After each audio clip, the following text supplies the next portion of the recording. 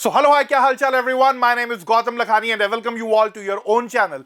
सो भैया जी, आज के इस क्लास में आप और मैं मिल करके class 9th new SST NCERT का chapter number 2 that is shaping of the earth surface को डिस्कस करने वाले हैं। ये वीडियो वन शॉट सॉल्यूशन रहने वाला है, यानी कि इस वीडियो के अंदर हम इन डिटेल जाकर के पूरे चैप्टर को समझेंगे। अगर अभी तक आप लोगों ने चैनल को सब्सक्राइब नहीं करा है तो कृपया करके चैनल को सब्सक्राइब करें। साथ ही साथ ये सारे के सारे नोट्स आपको फ्री ऑफ कॉस्ट मिल जाएंगे। नीचे डिस्क्रिप्शन के अंदर व्हाट्सएप चैनल का लिंक है। एंड मोस्ट इंपॉर्टेंटली, अगर अभी तक तुम लोगों ने पार्ट 1 नहीं देखा है, यानी कि चैप्टर 1 नहीं देखा है, तो उसका वन शॉट ये रहा। फटाफट से जाकर के वन शॉट को देखिए। साथ ही साथ बाकी सब चैनल्स को लेकर के, बाकी सब चैप्टर्स को लेकर के नीचे प्लेलिस्ट का लिंक आपको देखने को मिल जाएगा। तो चलिए शुरू करते हैं बिना टाइम वेस्ट करे। देखिए, मैं आप लोगों को यहां पर दिखाना चाहता हूं, मेरे पीछे आप एक कॉन्टिनेंट देख रहे हैं जो कि वर्ल्ड का सेकंड लार्जेस्ट कॉन्टिनेंट है। जब हम इस फोटो को देखते हैं तो आप में से काफी सारे बच्चे समझ गए होंगे कि भैया हम किसकी बात कर रहे हैं, अफ्रीका की यहां पर बात कर रहे हैं। बट क्या आपने सोचा है कि ये अफ्रीका अगर टूट के दो हिस्सों में कुछ इस तरीके से हो गया, यानी कि इस अफ्रीका से जो ईस्ट अफ्रीका का पार्ट है, कीनिया वाला जो रीजन है, वो अगर अलग हो गया तो क्या होगा? अब तुम कहोगे कि भैया ठीक है, मान लिया रात के 11 बज रहे हैं, तो क्या ऐसी बहकी बहकी बातें करोगे क्या? तो तुम्हें विश्वास तो होगा नहीं। तो देखो, ये भाई साहब खड़े हैं मेरे पीछे, देखो क्या कह रहे हैं। कह रहे हैं मैं तो सिर्फ फोटो खींचने आया था। ये अफ्रीका की एक जगह की रियल पिक्चर है जहां पर लैंड इस तरीके से डिवाइड हो गया। और जब इसके बाद नासा ने और बाकी ऑर्गेनाइजेशंस ने इसके ऊपर स्टडी करी तो समझ में आया कि हां, हो सकता है कि भैया कुछ इस तरीके का हिसाब किताब हमें आने वाले कुछ हजारों साल के अंदर देखने को मिले। तो खुश हो जाओ, टेंशन लेने की बात नहीं है। तुम्हारे सामने तुम्हारे जीते जीतो ये होने नहीं वाला। बट आप सोच रहे होगे कि भैया ऐसे क्यों है, ये भाई साहब मस्त फोटो खींच रहे हैं, यहां पर क्या समस्या है? तो देखो, समझने की बात है। इस चैप्टर के अंदर हम यही सब सारी चीजें जानेंगे कि जब हम बात करते हैं हमारे अर्थ की, तो ऊपर से जो चीजें हमें देखने को मिल रही हैं, अर्थ पर जो हमें अलग अलग तरीके के लैंडफॉर्म्स बनते हुए देखने को मिल रहे हैं, ये क्यों बन रहे हैं, कैसे बने, क्या इनके पीछे की स्टोरी रही, और किस तरीके से क्या कुछ चीजें हमें यहां पर होती हुई देखने को मिली। तो चलिए इस चैप्टर को शुरू करते हैं। मैं आपको बता दूं कि अगर आपने ये वन शॉट वीडियो यहां पर देखा तो आपको एनसीईआरटी पढ़ने की भी जरूरत नहीं है। बहुत ही ब्यूटीफुल ग्राफिक्स के साथ बहुत ही शानदार नोट्स आपको यहां पर मिलने वाले हैं। वन स्टॉप सॉल्यूशन आप लोगों के लिए रहने वाला है। तो चलिए फटाफट से चैनल को सब्सक्राइब करके वीडियो को लाइक कर दो और कमेंट में मुझे जरूर बताना कि आपको ये वीडियो कैसा लगा। तो देखिए, जब बात आती है बच्चा जी अर्थ के सरफेस की, तो आप सब ने मेरे साथ नोटिस करा होगा, आपने देखा होगा कि जो हमारी अर्थ का सरफेस है वो पूरी तरीके से हर जगह पर सेम नहीं है। आप कहोगे कि भैया सेम का मतलब क्या? देखो, क्या है कि जो हमारे अर्थ का सरफेस है वो टाइम से साथ बदलता चला जाता है। हम देखते हैं कि इस बदलने के पीछे, इस लगातार ये जो प्रोसेस हो रही है चेंजिंग की, इसके पीछे काफी सारी फोर्सेस काम कर रही हैं। अब जब मैं फोर्सेस की बात कर रहा हूं तो ये फोर्सेस दोनों तरीके की हैं, इनसाइड और आउटसाइड। यानी कि अर्थ के अंदर से भी कुछ फोर्सेस काम कर रही हैं और कुछ बाहर से फोर्सेस भी हमें यहां पर काम करते हुए देखने को मिल रही हैं। और इन फोर्सेस की जब मैं बात करता हूं तो इन्हें हम एंडोजेनिक और एक्सोजेनिक फोर्सेस के नाम से जानते हैं। तो जब बात आती है अर्थ के क्रस्ट की, जब बात आती है हमारे अर्थ के सरफेस की, तो हम देखते हैं कि यार कई जगहों पर हमें काफी ज्यादा चेंजेस, काफी ज्यादा प्रॉब्लम्स होती हुई देखने को मिल रही हैं। और खास तौर पर जब हम अर्थ के इनसाइड की बात करते हैं, अंदर की बात करते हैं, तो हम देखते हैं कि यहां पर जो हमारी टेक्टोनिक प्लेट्स हैं वो एक इंपॉर्टेंट रोल प्ले कर रही हैं। जो टेक्टोनिक प्लेट्स हैं अर्थ के अंदर, वो यहां पर एक इंपॉर्टेंट रोल प्ले कर रही हैं। और माना जाता है कि अर्थ के ऊपर जो ये अलग अलग आपको आज के समय पर कॉन्टिनेंट्स देखने को मिलते हैं, अर्थ के ऊपर आपको अलग अलग लैंडफॉर्म्स बनती हुई देखने को मिलती हैं, ये सब किस वजह से हो रहा है? प्लेट टेक्टोनिक्स की वजह से ही हो रहा है। यहां तक कि जो अर्थक्वेक आते हैं, वोल्केनिक इरप्शंस होते हैं, जो माउंटेन्स का फॉर्मेशन हो रहा है, ये सब कैसे हुआ? ये सब टेक्टोनिक प्लेट्स की वजह से ही हुआ। अब तुम कहोगे कि भैया ये कौन सी ऐसी प्लेट है? अभी तक तो प्लेट का इस्तेमाल खाना खाने के लिए कर रहे थे, ये कौन सी ऐसी प्लेट आ गई कि भाई ये पूरी की पूरी अर्थ का स्ट्रक्चर ही बदल दे रही है? तो देखो, समझो, जब हम बात करते हैं हमारे अर्थ के स्ट्रक्चर की, ये आपके लिए थोड़ा सा यहां पर क्या हो जाता है बच्चा जी, इंपॉर्टेंट हो जाता है क्या समझना। कमेंट्स में मुझे बताना क्या तुम्हें ये पीपीटी, ये प्रेजेंटेशन बढ़िया लग रही है या नहीं, ये नोट्स तुम्हें बढ़िया लग रहे हैं या नहीं। तो देखो, बैक टू द टॉपिक। जब मैं अर्थ की बात करता हूं तो बेटा, अगर मैं अर्थ को थोड़ा सा काटूं, थोड़ा सा इसका पीस निकालूं, स्लाइस निकालूं, तो मैं क्या देखूंगा? कि अर्थ के अंदर हमें 3 मेन लेयर्स देखने को मिलती हैं, जिसमें जो आउटर मोस्ट या अपर मोस्ट लेयर है उसे कहा जाता है अर्थ का क्रस्ट। उसके बाद हमें यहां पर सेकेंड मोस्ट इंपॉर्टेंट लेयर देखने को मिलती है, जिसको हम लोग बोलते हैं क्या, मेंटल। और लास्ट में थर्ड इंपॉर्टेंट लेयर हमें यहां पर देखने को मिल जाती है, जिसे क्या कहा जाता है भैया, कोर। क्या बोला जाता है, कोर। तो जब मैं अर्थ के क्रस्ट की बात करता हूं बच्चा जी, तो ये जो टॉप मोस्ट लेयर है, आउटर मोस्ट लेयर है अर्थ के सरफेस की, इसे हम क्या कहते हैं, क्रस्ट कहते हैं। और इसके ठीक नीचे हमें मेंटल देखने को मिलता है। मेंटल के अंदर ही हम क्या देखते हैं कि यहां पर लावा का फॉर्मेशन हो रहा है, यहां पर हमें लावा देखने को मिल रहा है। और धीरे धीरे करके जब हम अर्थ के और अंदर तक जाते हैं तो हम देखते हैं कि कोर हमें देखने को मिलता है, जो मेनली किसका बना हुआ है, आयरन और निकल का बना हुआ है, निफे। साथ ही साथ हम देखते हैं इनर कोर को, तो इनर कोर और ज्यादा गर्म हो जाता है। तो अब आप कहोगे कि भैया अभी तो प्लेट्स की बात हो रही थी, अब ये कोर पर पहुंच गए आप यार। तो देखो, हमें यहां पर ये समझना जरूरी है ना कि ये जो प्लेट्स हैं ये आपको कहां देखने को मिलती हैं, किस जगह पर ये अवेलेबल है, अर्थ के कौन से पार्ट पर, इंटीरियर के कौन से पार्ट पर आपको ये देखने को मिल रही हैं।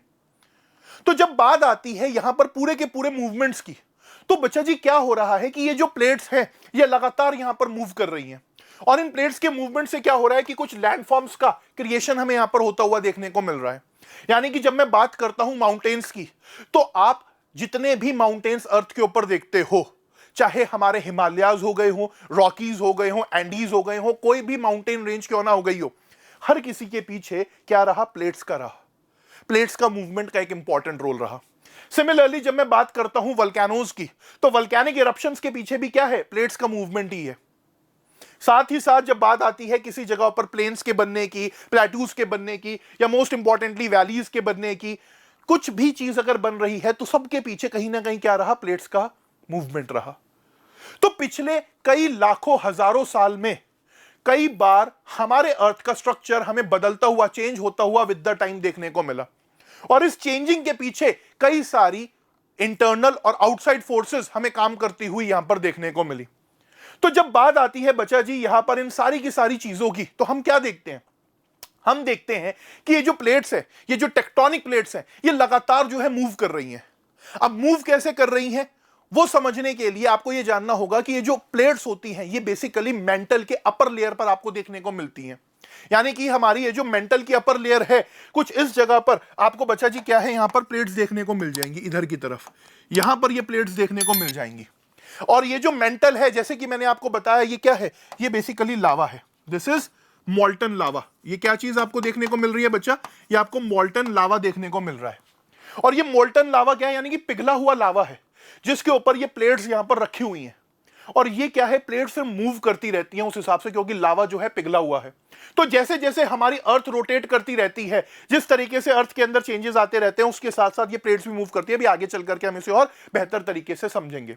और जैसे जैसे ये प्लेट्स मूव करती हैं, इन प्लेट्स के मूवमेंट से हमें अलग अलग लैंडफॉर्म्स, चाहे माउंटेन्स हो गए हो, चाहे वल्केनोज हो गए हो, चाहे प्लेन्स हो गए हो, चाहे वैलीज हो गई हो, ये यहां पर हमें बनती हुई देखने को मिलती हैं। अब आपके एग्जाम में क्वेश्चन आ सकता है कि भैया what do you understand by the term landform, landform क्या होता है जी। तो समझने की बात है कि लैंडफॉर्म एक नेचुरल फीचर है अर्थ के स्ट्रक्चर का, जो वेदरिंग, इरोजन, डिपोजिशन या अर्थ क्रस्ट के मूवमेंट से बना है। तो अगर मैं बात करता हूं माउंटेन्स की, तो माउंटेन्स कैसे बने, ये प्लेट्स का मूवमेंट हुआ, वहां से माउंटेन्स बने। वल्केनोज कैसे बनी, प्लेन्स कैसे बने, डिपोजिशन, वेदरिंग से बने। तो कहीं ना कहीं हम देखते हैं कि लगातार ये प्लेट्स जो है मूव कर रही हैं अर्थ क्रस्ट के नीचे। और साथ ही साथ यहां पर क्या हो रहा है, अलग अलग तरीके से हमें स्ट्रक्चर्स बनते हुए देखने को मिल रहे हैं हमारे अर्थ सरफेस के ऊपर। जब बात आ रही है यहां पर इन सारी की सारे मूवमेंट्स की, तो मैंने आपको बताया कि चाहे अर्थक्वेक क्यों ना हो रहे हो, चाहे वल्केनिक इरप्शन ही क्यों ना हो रहे हो, यहां तक कि हमारे कॉन्टिनेंट्स और ओशन का बनना ही क्यों ना हो, इन सब के पीछे हम क्या देखते हैं, प्लेट टेक्टोनिक्स देखते हैं। तो जब बात आ रही है यहां पर अर्थक्वेक्स की, तो अभी मैंने आपको शुरुआत में क्या दिखाया, वो अफ्रीका वाली फोटो दिखाई, याद है, अफ्रीका वाली पिक्चर, जहां वो भाई साहब खड़े हुए फोटो ले रहे थे। तो अफ्रीका के अंदर वो जो इतना बड़ा गड्ढा आया, वो कैसे आया भाई, वो गड्ढा आया यहां पर अर्थक्वेक की वजह से। दो प्लेट्स आपस में पीछे हट गई, बीच में गड्ढा आ गया भैया, एक तरीके से अर्थक्वेक हमें आता हुआ देखने को मिला। तो अफ्रीका के अंदर वो जो आपको मैंने अभी शुरुआत में पिक्चर दिखाई, वो इसी वजह से हुआ। सिमिलरली जब मैं बात करता हूं वल्केनिक इरप्शंस की, तो कई जगहों पर क्या होता है कि जब प्लेट्स आपस में मूव करती हैं तो नीचे से लावा बाहर निकल करके आता है, वल्केनिक इरप्शंस हमें होते हुए देखने को मिलते हैं। और जब बात आती है कॉन्टिनेंट्स या ओशन के बनने की, तो अभी मैं आपको बताऊंगा कि कैसे हमारे जो कॉन्टिनेंट्स हैं रोशन हैं वो बने। आज से 200 मिलियन ईयर्स अगो पहले इस तरीके का स्ट्रक्चर नहीं था, अर्थ कुछ और थी, अलग थी, जो आज है वैसी नहीं थी। तो हम क्या देखते हैं कि इसके पीछे हमें कॉन्टिनेंटल ड्रिफ्ट थ्योरी देखने को मिलती है। क्या देखने को मिलती है बच्चा जी? कॉन्टिनेंटल ड्रिफ्ट थ्योरी देखने को मिलती है। थोड़ा सा पेन अटक रहा है, I am sorry for that. Continental drift theory हमें यहां पर काम करती हुई देखने को मिलती है। क्या है ये कॉन्टिनेंटल ड्रिफ्ट थ्योरी? थोड़ा सा समझते हैं पहले। तो देखिए, जैसे कि मैंने आपको शुरुआत में ही बताया कि अर्थ का जो स्ट्रक्चर है वो विद द टाइम इनसाइड और आउटसाइड फोर्सेस के साथ क्या हो रहा है बच्चा? बदल रहा है। तो शुरुआत कहां से हुई? आज से लगभग 225 मिलियन ईयर्स अगो पहले एक लार्ज लैंड मास हमें देखने को मिलता था। क्या देखने को मिलता था? एक single land mass, single large land mass हमें यहां पर जो है बच्चा ये देखने को मिलता था। जब मैं इस सिंगल लैंड मास की बात करता हूं तो इसे पेंजिया कहा जाता था, और इसके चारों तरफ पानी था। इस पानी को क्या बोलते थे? इस पानी को बोलते थे टेथिस सी। क्या बोलते थे भैया? टेथिस सी इस पानी को बोलते थे। फिर कुछ बार बाद क्या हुआ कि यहां पर जो प्लेट्स थी वो प्लेट्स आपस में हिली डुली मुड़ी, और प्लेट्स के मुड़ने से हिलने से क्या हुआ? ये जो पूरा एक पेंजिया लैंड मास था ये दो लैंड मासेस में बदल गया। लगभग कितने? लगभग 75 मिलियन ईयर्स लगे, और ये हमें दो लैंड मास यानी कि लॉरेशिया और गोंडवाना लैंड के अंदर बदलता हुआ देखने को मिला। फिर आगे चल करके लॉरेशिया और गोंडवाना लैंड और स्प्लिट होते चले गए, और 50 मिलियन ईयर्स अगो बाद क्या हुआ कि ये अलग अलग कॉन्टिनेंट्स में बदलने लगे। और आज जब मैं प्रेजेंट डे की बात करता हूं तो आप सब जानते हो कि हमारे सामने कुछ इस तरीके से north America, south America, Europe, Asia, Australia, Africa और अंटार्कटिका जैसे कुछ कॉन्टिनेंट्स देखने को मिलते हैं। और जो मैंने आपको शुरुआत में पिक्चर दिखाई थी जिसमें लोग क्या कह रहे थे कि भैया अफ्रीका भी टूट सकता है, हो सकता है कि एक नया कॉन्टिनेंट हमें यहां पर बनता हुआ देखने को मिले। हालांकि इसमें कई हजारों लाखों साल लग सकते हैं। तो जब बात आ रही है बच्चा अर्थ के स्ट्रक्चर की, तो हमने शुरुआत में ही क्या पढ़ा था कि भैया जो अर्थ का सरफेस है, जो क्या है, जो हमारी अर्थ का सरफेस है, इट कीप्स ऑन चेंजिंग। ये जो है भैया क्या होता रहता है? ये लगातार जो है बदलता रहता है, ये लगातार जो है चेंज होता रहता है। और चेंज होने के पीछे का रीजन क्या है? चेंज होने के पीछे हमें इनसाइड और आउटसाइड दो तरीके की फोर्सेस यहां पर काम करती हुई देखने को मिलती हैं। और जब इनसाइड फोर्सेस की बात आती है तो उन इनसाइड फोर्सेस में ये जो प्लेट टेक्टोनिक्स हैं ये एक इंपॉर्टेंट रोल प्ले यहां पर करती है। तो अभी तक की हम इस चैप्टर की बात करें तो शुरुआत में इंट्रोडक्शन के अंदर हमने समझा कि हमारी जो अर्थ का सरफेस है, जो हमारे अर्थ का स्ट्रक्चर है, वो विद द टाइम हमें बदलता हुआ देखने को मिलता रहता है। उसके अंदर हमें लगातार चेंजेस होते हुए देखने को मिलते रहते हैं।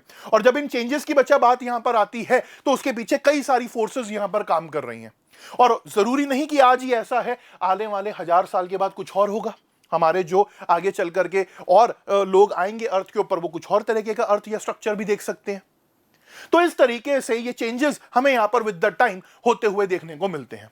आगे चलेंगे उससे पहले मैं आपको कहना चाहूंगा कि अगर आपको ये वीडियो पसंद आ रहा है तो प्लीज चैनल को सब्सक्राइब करें, नया चैनल है। साथ ही साथ वीडियो को लाइक करें, अपने सभी दोस्तों के साथ भी शेयर करें। आप अगर मेरे से कोई डाउट पूछना चाहते हैं या बात करना चाहते हैं तो आप पर्सनली मेरे साथ इंस्टाग्राम के ऊपर और व्हाट्सएप के ऊपर कनेक्ट कर सकते हैं। साथ ही साथ ये नोट्स फ्री ऑफ कॉस्ट आप डाउनलोड कर सकते हैं, नीचे हमारे व्हाट्सएप चैनल का लिंक है वहां पर जाकर के।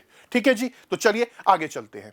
अब देखिए, तो प्लेट टेक्टोनिक्स की जब मैं बात करता हूं तो एक बहुत इंपॉर्टेंट अर्थ साइंटिस्ट रहे जिन्होंने अर्थ के लेकर के काफी ज्यादा स्टडी करी, जिनका नाम था डब्ल्यू.जे. मॉर्गन। डब्ल्यू.जे. मॉर्गन का कहना था कि यार ये जो प्लेट्स टेक्टोनिक थ्योरी है ये अपने आप में एक मेजर साइंटिफिक थ्योरी है, जिस वजह से हमें जो आज अर्थ का स्ट्रक्चर देखने को मिलता है वो पॉसिबल हो पाया। यानी कि जब बात आ रही है इन भाई साहब की, किन की नाम याद रखना? डब्ल्यू.जे. मॉर्गन की।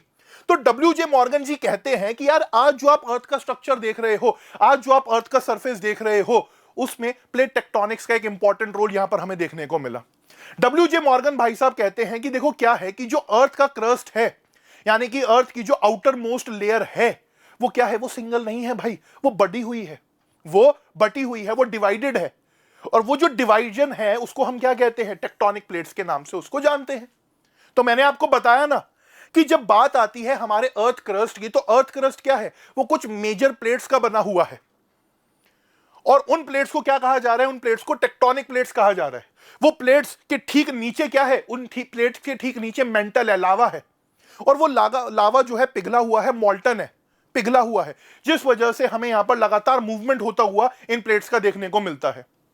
So these plates move slowly over a semi molten layer beneath them. तो मैंने आपको जो बताया, अपर मेंटल वाला जो हिस्सा है हमारा, कौन सा हिस्सा है भैया? अपर मेंटल वाला जो हिस्सा है, ये अपर मेंटल वाले हिस्से के ऊपर प्लेट्स लगातार जो है धीरे धीरे क्या कर रही हैं, मूव कर रही हैं। और इन मूवमेंट की वजह से क्या हो रहा है, इन मूवमेंट की वजह से हमें अलग अलग स्ट्रक्चर्स यहां पर बनते हुए देखने को मिल रहे हैं, चाहे माउंटेन्स हो गए हों या कई जगहों पर अर्थक्वेक्स आते हैं, चाहे वोल्केनोज हो गई हों, ये सारी चीजें हमें यहां पर होती हुई देखने को मिल रही हैं। तो इस तरीके से ये सारी की सारी साइंटिफिक स्टडी काम करती हुई हमें विद द टाइम देखने को मिलती है। थोड़ा सा एक बार अर्थ के लेयर्स को समझ लेते हैं ताकि आपको चीजें और बेहतर तरीके से समझ में आए। तो मैंने आपको पीछे ही यहां पर बताया कि अर्थ की जो अपर मोस्ट लेयर है उसे क्या कहा जाता है भैया? उसे क्रस्ट कहा जाता है। क्या कहा जाता है? क्रस्ट कहा जाता है। इस लेयर की जब मैं बात करता हूं तो ये लेयर लगभग 30 टू 40 किलोमीटर्स मोटी है। कहां पर? कॉन्टिनेंट्स के पास। और जब ओशंस वाले हिस्से की बात करता हूं तो वहां पर इसकी जो थिकनेस है वो 5 से 7 किलोमीटर की हो जाती है। तो अपर मोस्ट लेयर जो हो गई हमारी, क्या हो गई? क्रस्ट हो गई। इस क्रस्ट के नीचे हमें यहां पर बच्चा जी क्या देखने को मिलता है? सेकंड लेयर देखने को मिलती है जिसे कहा जाता है मेंटल। तो आउटर कोर और क्रस्ट के बीच में आपको मेंटल देखने को मिल जाता है। ये लगभग 2900 किलोमीटर थिक है। यानी कि ये जो हिस्सा है ये कितना है भैया? ये हिस्सा जो है आपको 2900 किलोमीटर, कितना? 2900 किलोमीटर थिक देखने को मिलेगा। फिर आता है हमारा कोर।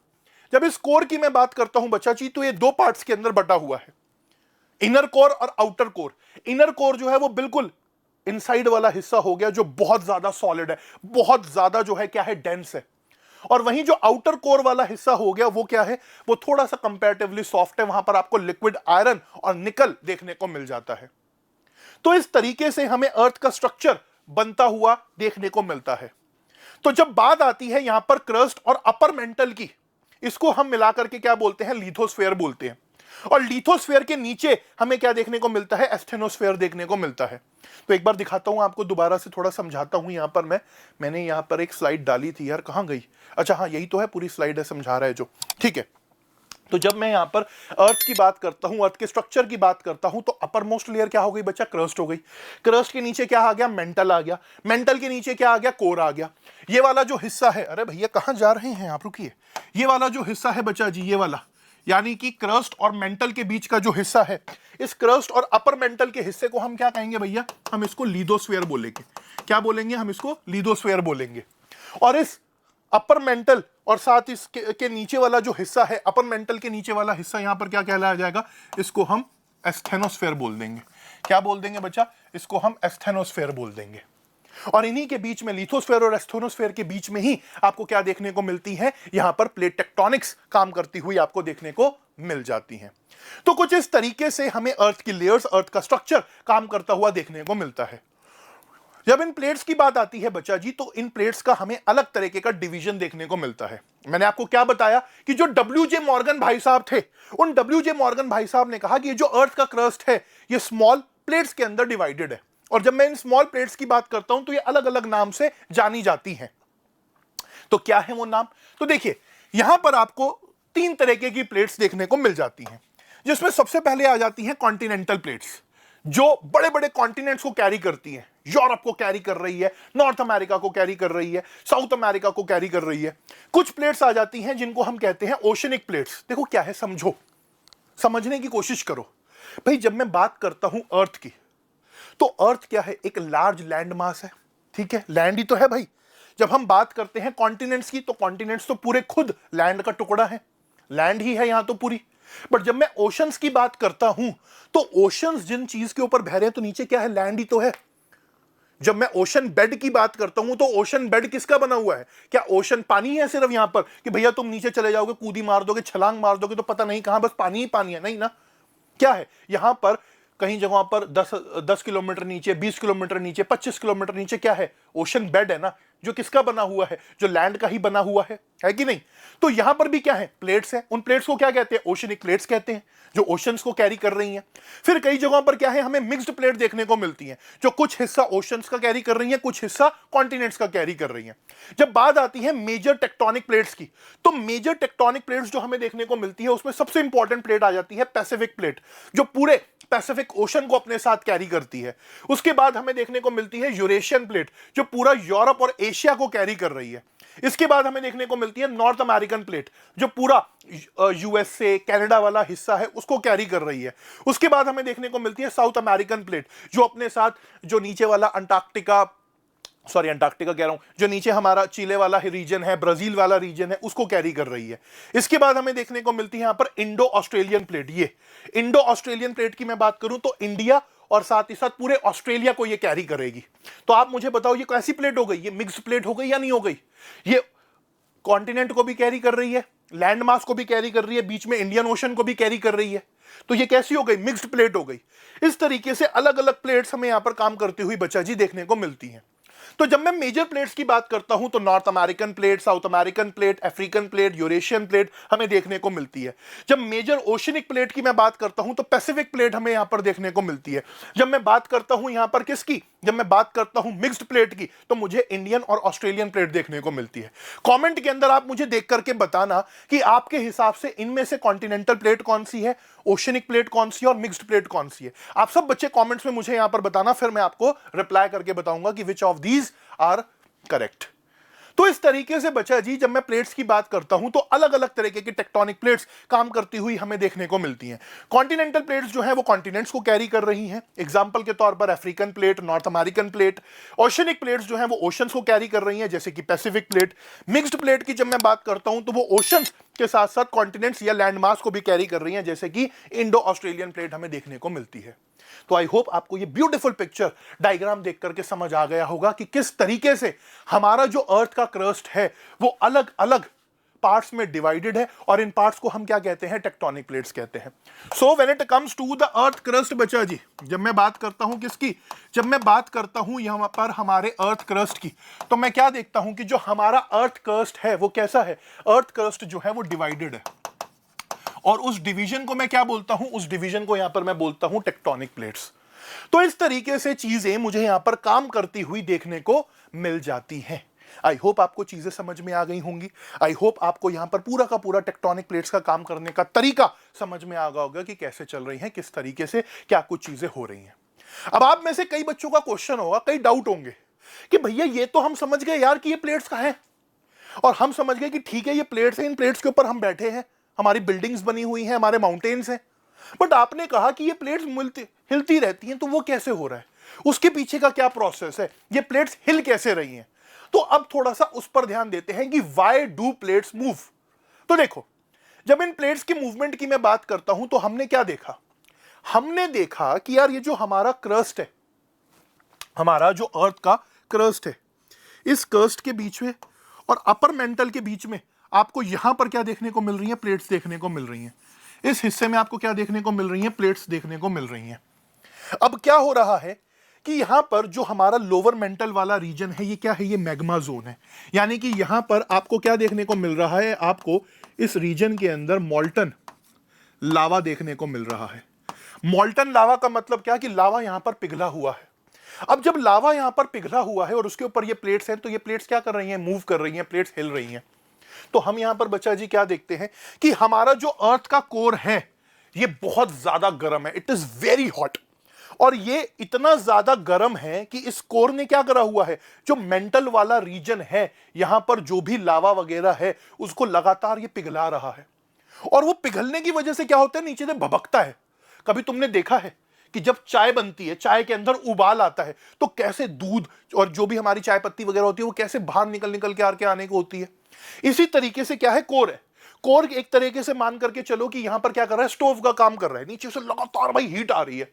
अब हीट आने की वजह से क्या हो रही है, लावा जो है फुदक रहा है, बुलबुले उड़ रहे हैं इसके अंदर। ये लगातार जो लावा है क्या हो रहा है बच्चा जी, ये लावा जो है लगातार एक तरीके से उबाल खा रहा है, और उस उबाल की वजह से हमारी जो टेक्टोनिक प्लेट्स हैं ये क्या कर रही है, मूव कर रही हैं। क्यों? क्योंकि यहां पर हमें कन्वेक्शन करंट्स पैदा होते हुए देखने को मिल रहे हैं।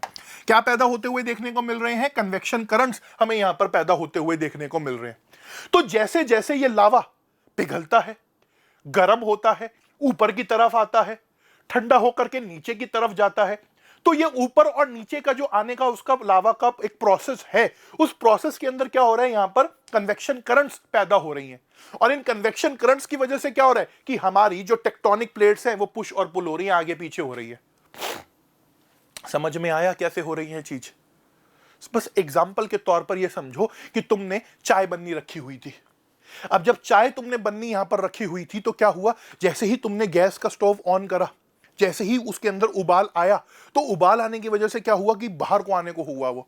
जैसे ही तुमने गैस के स्टोव को स्लो कर दिया, वो नीचे की तरफ हो गया।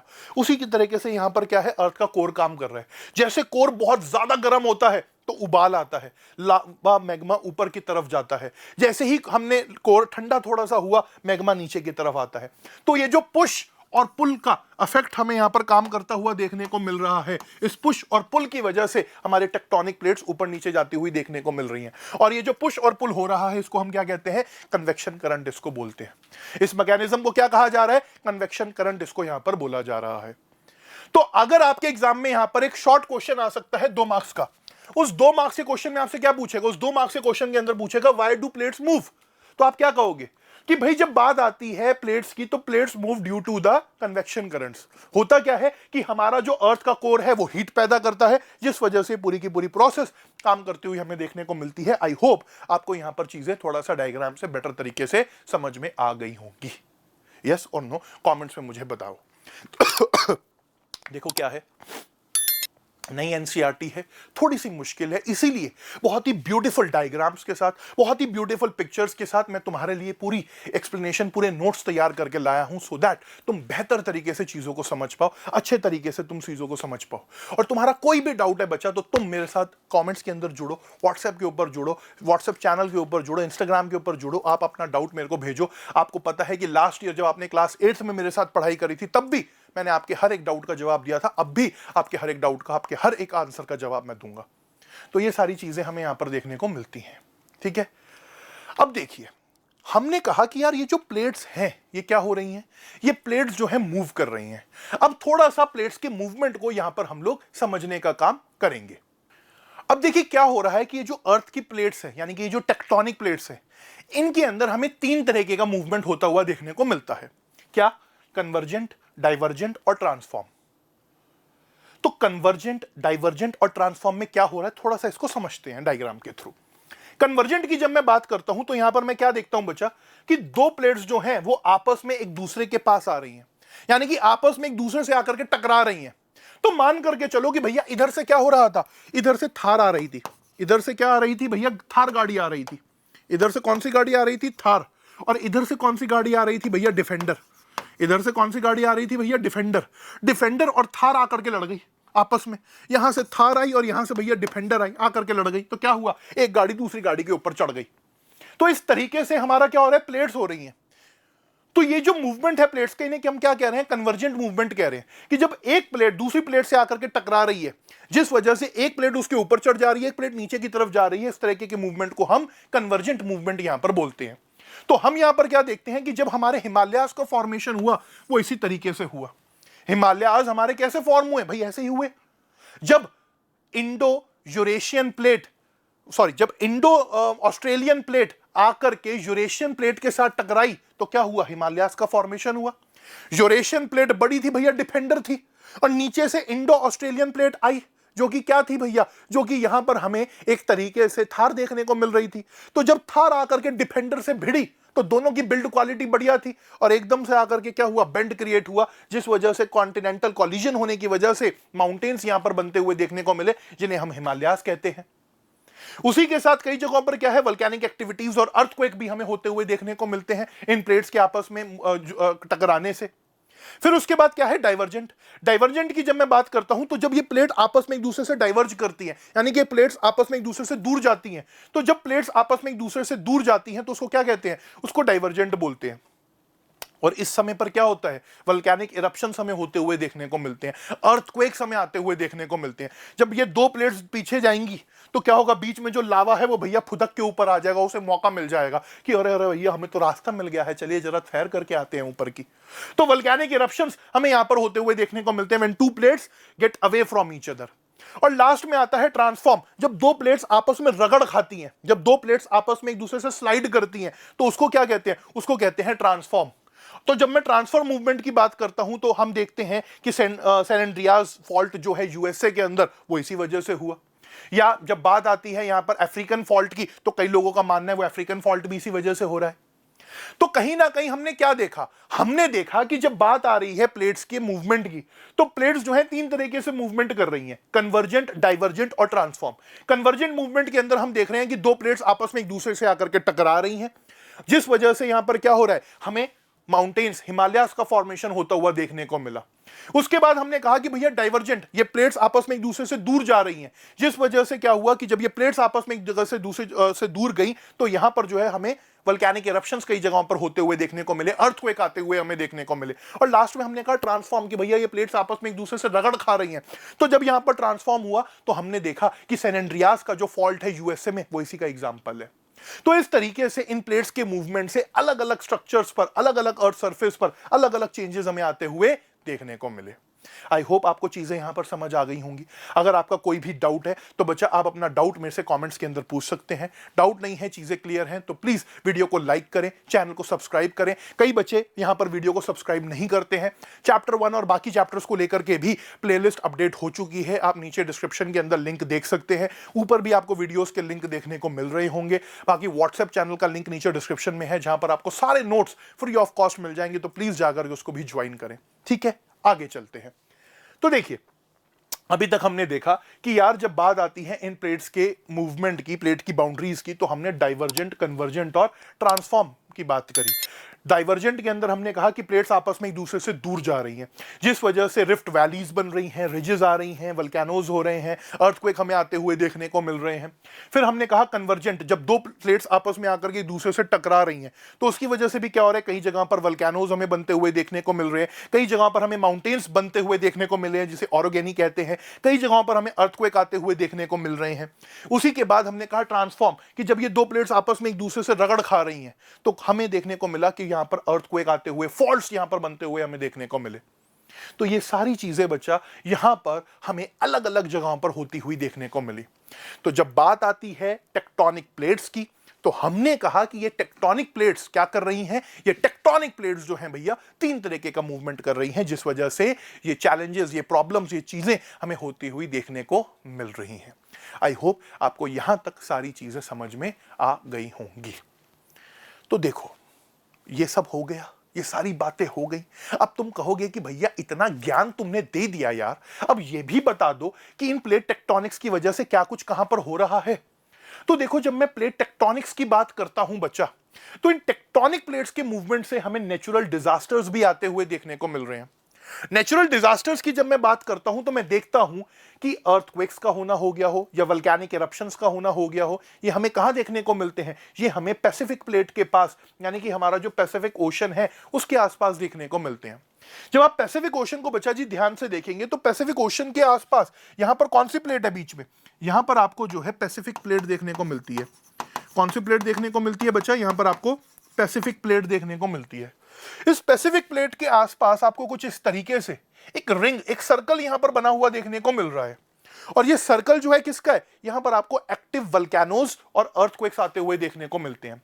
देखो, होता क्या है कि ये पैसिफिक प्लेट जो है ये लगातार नॉर्थ अमेरिकन प्लेट, यहां पर कौन सी प्लेट है भैया, नॉर्थ अमेरिकन प्लेट, यहां पर कौन सी प्लेट है भैया, साउथ सॉरी, हाँ ये हो गई, अच्छा सॉरी ये गलत मैंने लिख दिया। यहां पर कौन सी प्लेट है भैया, यहां पर हमारी यूरेशियन प्लेट है, यहां पर हमारी यूरेशियन प्लेट है, Eurasian plate, Indo Australian plate, Indo Australian plate. साथ ही साथ बच्चा जी इधर हमारी कौन सी प्लेट हो गई, इधर हमारी हो गई नॉर्थ अमेरिकन प्लेट, और साथ ही साथ यहां पर हमारी कौन सी हो गई, यहां पर हो गई हमारी साउथ अमेरिकन प्लेट। तो क्या हो रहा है कि जब ये हमारी पैसिफिक प्लेट यूरेशियन प्लेट के साथ, नॉर्थ अमेरिकन प्लेट के साथ, साउथ अमेरिकन प्लेट के साथ, इंडो ऑस्ट्रेलियन प्लेट के साथ, हर किसी से जाकर के लड़ती रहती है।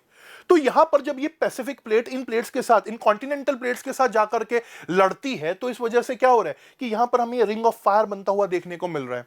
और इस एरिया के अंदर हमें बहुत सारे एक्टिव वल्केनोज और अर्थक्वेक्स होते हुए देखने को मिलते हैं। तो इस रीजन के अंदर, इस एरिया के अंदर लगातार कन्वर्जेंस, लगातार डाइवर्जेंस और लगातार ट्रांसफॉर्मेंस देखने को मिल रहा है प्लेट्स का।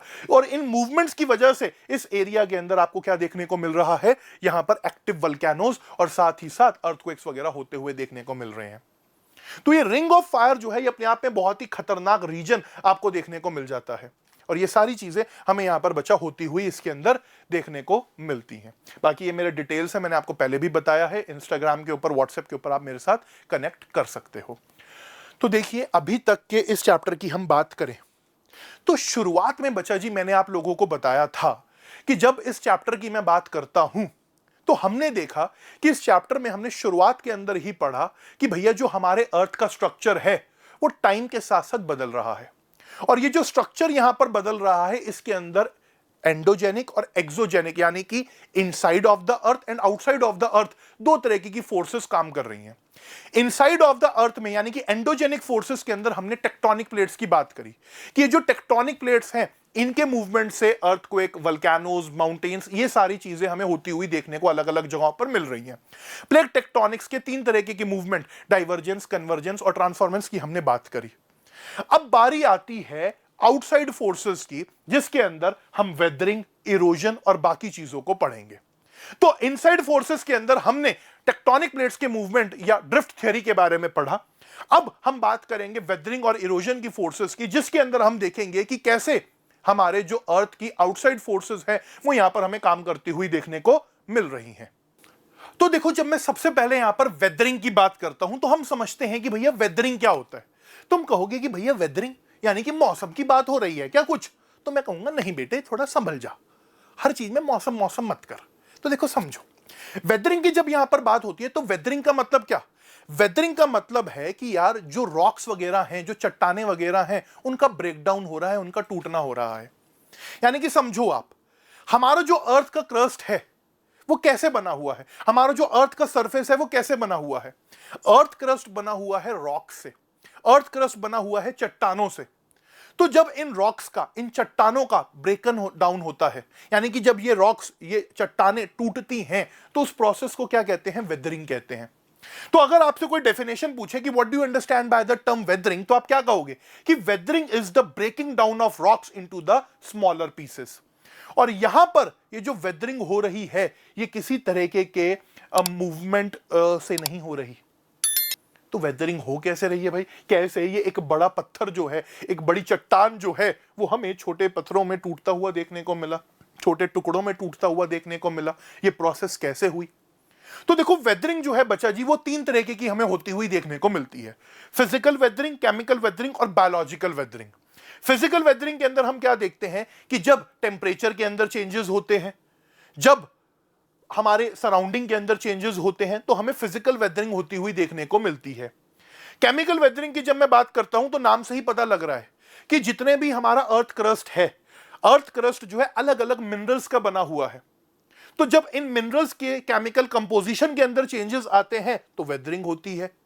साथ ही साथ बायोलॉजिकल वेदरिंग की जब मैं बात करता हूं तो जो हमारे प्लांट्स हैं, माइक्रो ऑर्गेनिजम्स हैं, जब वो अपना रोल यहां पर प्ले करते हैं तो उस वजह से बायोलॉजिकल वेदरिंग हमें होती हुई देखने को मिलती है।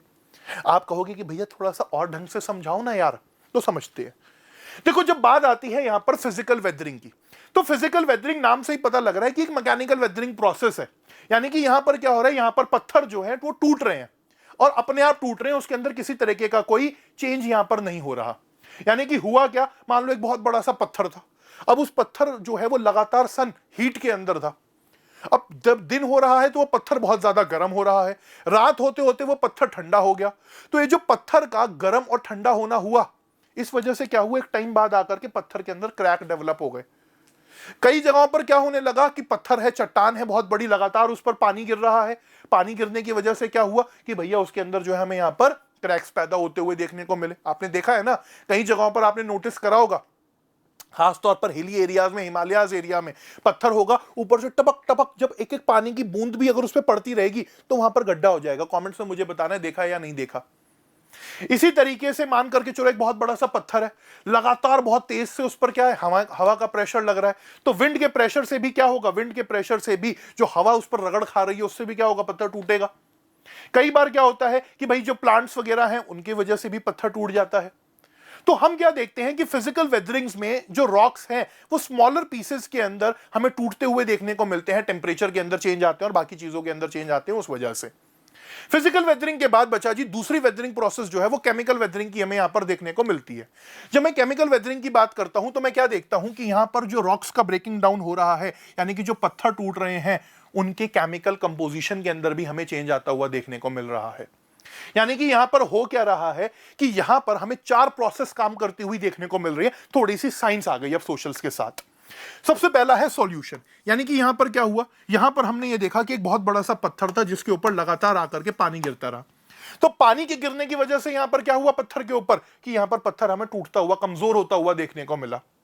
फिर जब मैं ऑक्सीजन की बात करता हूं, यानी कि जब पत्थर के अंदर कुछ टाइम में क्रैक्स डेवलप हुए और उन क्रैक्स के डेवलपमेंट की वजह से वो ऑक्सीजन यानी कि O2 के कांटेक्ट में जब आया तो उस वजह से यहां पर हमें ऑक्सीडेशन होता हुआ देखने को मिला।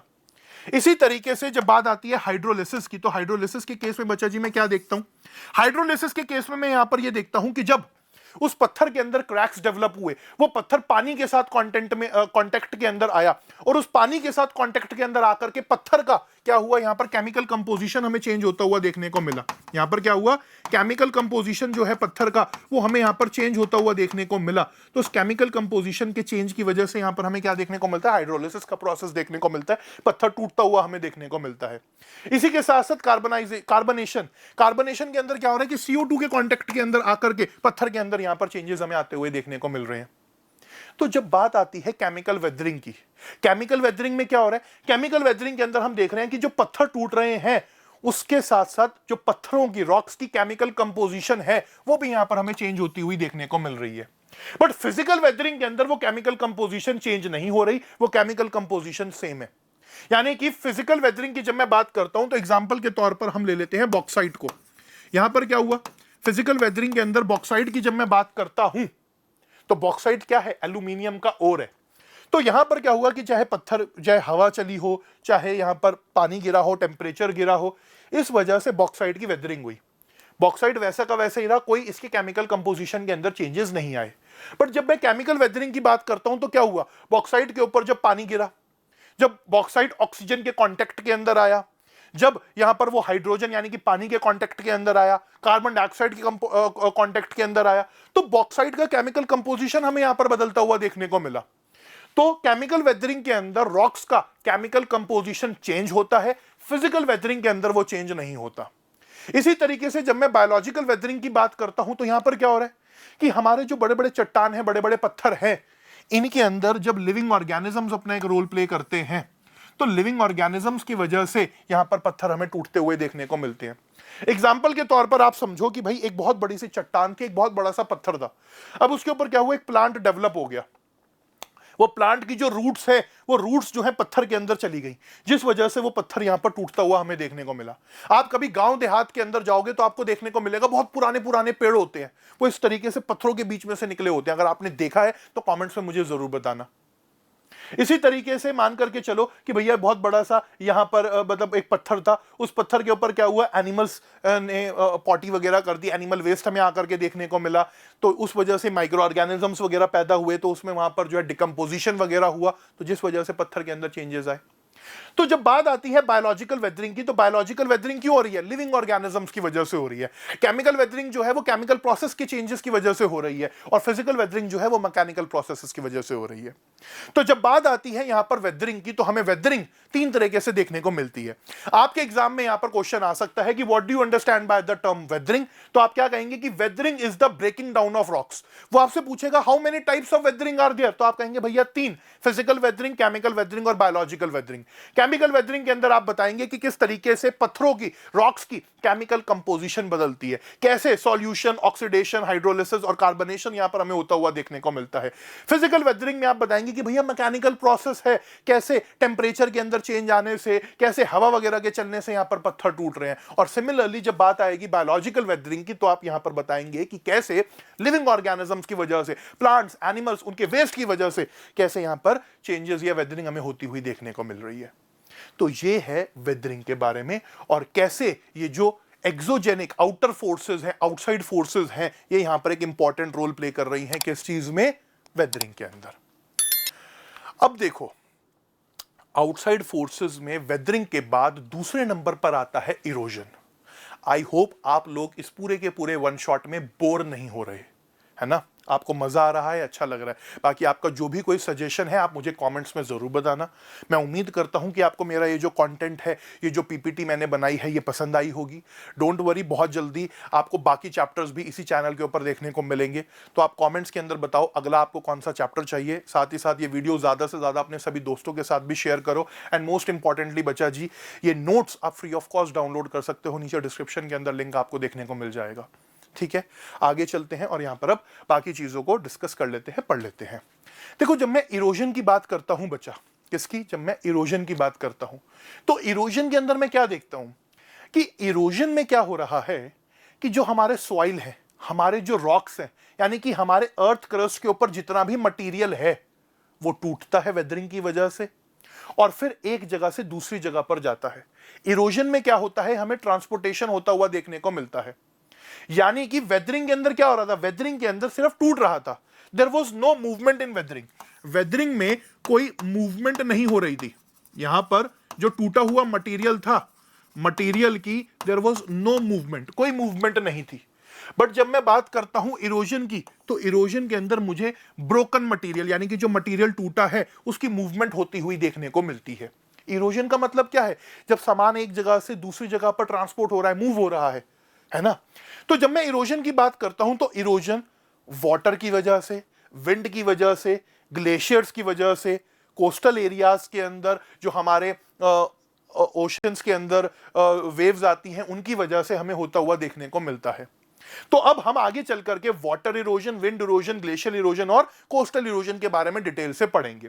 तो देखिए, जब मैं वाटर इरोजन की बात करता हूं तो ये रिवर्स, रेन या ओशन वेव से होता है।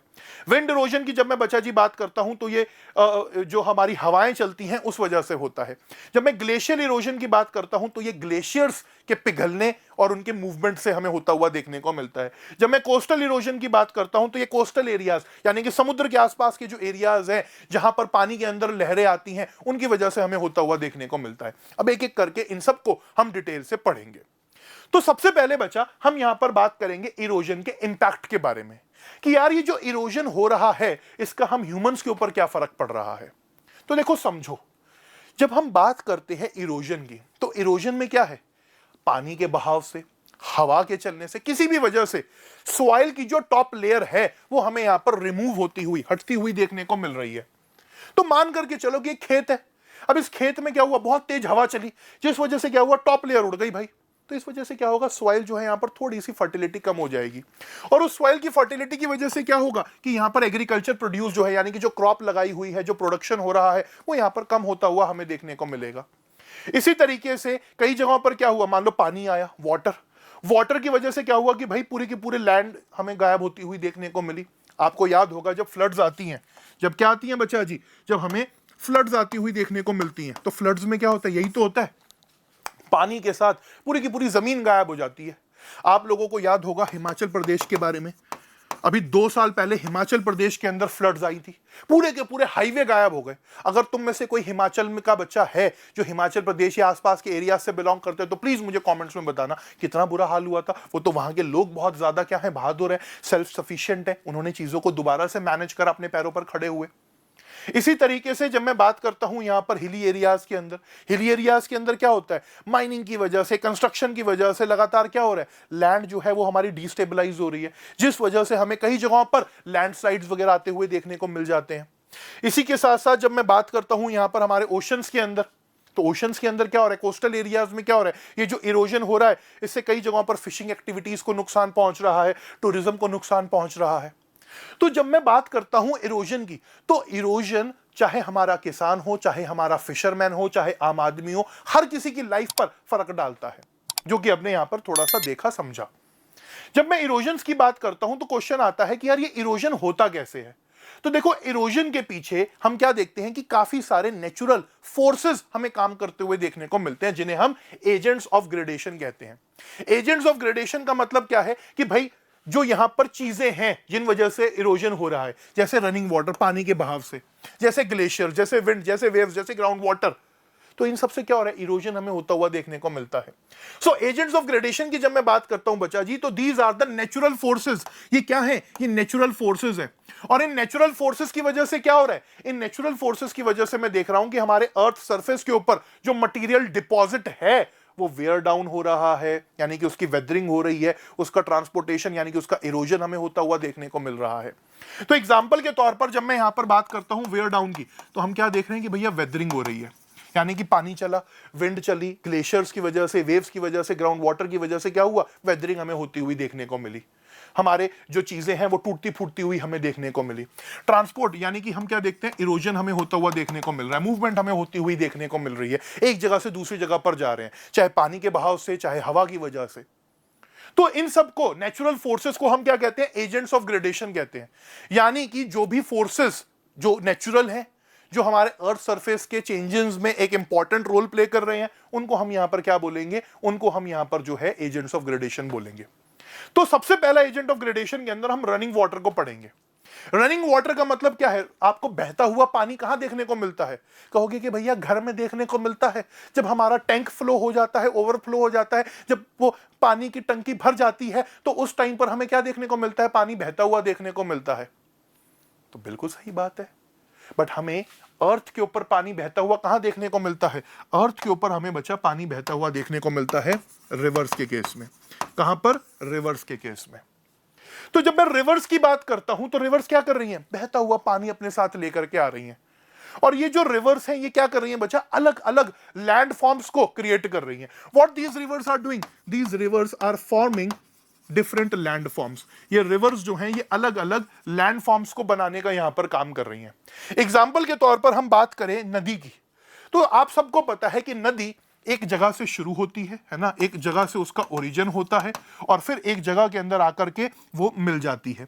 तो इस तरीके से नदी ओरिजिन से लेकर के अपने लास्ट पॉइंट तक चलती है।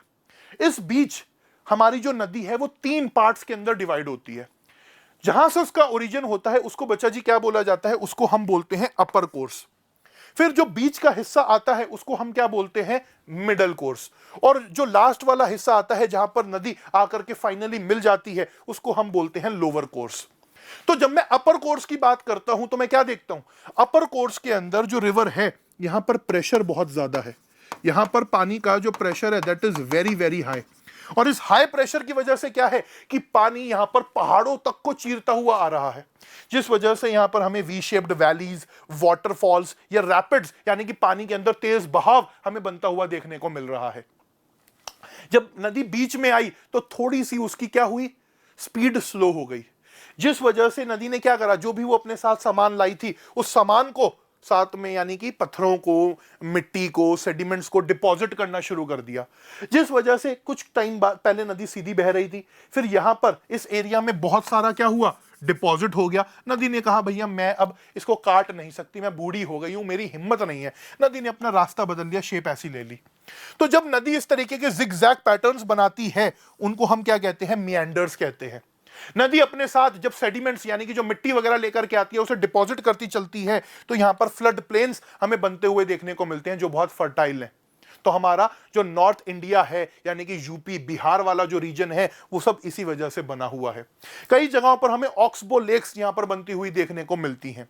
फिर फाइनली जब नदी अपने एकदम लोअर पॉइंट पर पहुंच जाती है, लोअर कोर्स पर आ जाती है, जब नदी फाइनली जाकर के ओशन या सी से मिलने लगती है तो वो अपने साथ जो भी सामान लाती है उसको छोड़ देती है और इस तरीके से एक डेल्टा हमें यहाँ पर बनता हुआ देखने को मिलता है। एक इस तरीके से नदी में यानी कि जो डिस्ट्रीब्यूटरीज है, जो अलग अलग ब्रांचेस हैं, वो यहाँ पर हमें बनती हुई देखने को मिलती है और नदी अपने साथ सारा सामान यहाँ छोड़ देती है और फाइनली जाकर के अपने मेन पॉइंट के अंदर मिल जाती है।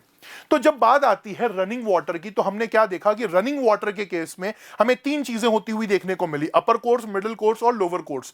अपर कोर्स में वी शेप्ड वैलीज बन रही हैं, वाटरफॉल्स हमें देखने को मिल रहे हैं। क्यों? क्योंकि यहां पर पानी का प्रेशर बहुत ज्यादा है। तो जब आप वाटरफॉल को देखते हैं तो क्या देखते हैं? वाटरफॉल के अंदर आप देखते हैं कि पानी बहुत ऊंचाई से आकर के गिर रहा है, जिस वजह से पानी का जो प्रेशर है वो बहुत ज्यादा तेज है। और इसी वजह से क्या होता है, इसी वजह से हम यहां पर क्या देखते हैं कि जब मैं वाटरफॉल की बात करता हूं तो वाटरफॉल कैसे काम करता है?